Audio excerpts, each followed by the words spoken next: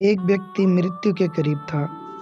वो मरने वाला था। उसने अपने बेटों को चांदी के सिक्कों से भरा हुआ एक थैला दिया और अपने पुत्र को बताया, जब भी इस थैले से चांदी के सिक्के खत्म हो जाएं तो जो मैं तुम्हें प्रार्थना बता रहा हूँ उसे दोहराने से चांदी के सिक्के फिर से भरने लग जाएंगे। उसने अपने बेटे के कान में 4 शब्दों की प्रार्थना कही और वह मर गया।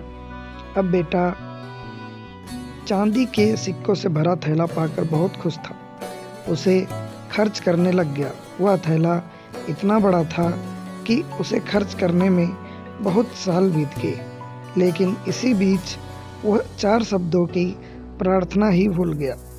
लेकिन जब थैला खत्म होने आया तो उसे याद आया कि अरे, वह 4 शब्द की प्रार्थना क्या थी। उसने बहुत कोशिश की, लेकिन उसे याद ही नहीं आया।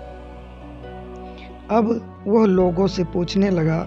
सबसे पहले उसने अपने पड़ोसी से पूछा, तुम्हें ऐसी कोई प्रार्थना पता है जिसमें 4 शब्द हों?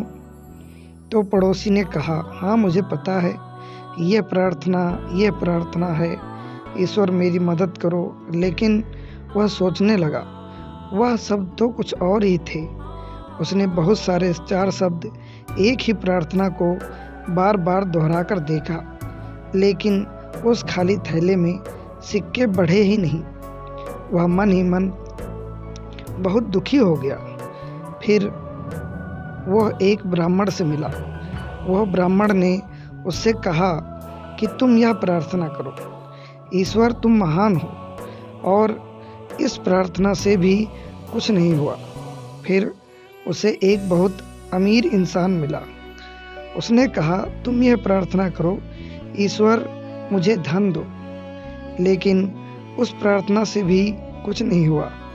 तभी वो उदास होकर अपने घर में बैठ गया।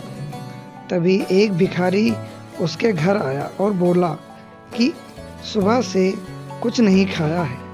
उस व्यक्ति ने बचा हुआ खाना उस भिखारी को दे दिया और उस भिखारी ने खाना खाकर ईश्वर से प्रार्थना की, हे ईश्वर तुम्हारा धन्यवाद।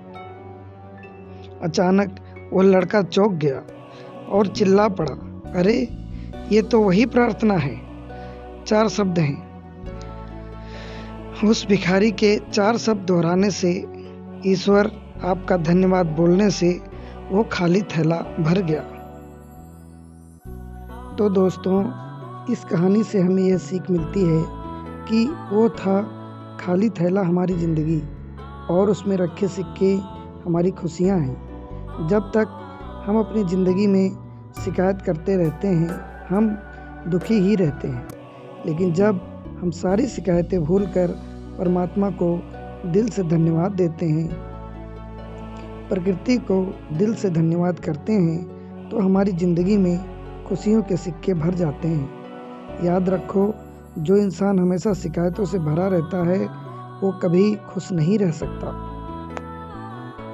तो दोस्तों, ये कहानी आपको कैसी लगी हमें कमेंट में ज़रूर बताएं और हमारे चैनल को सब्सक्राइब करें, लाइक करें एंड शेयर करें इसी तरह की और भी कहानी पाने के लिए।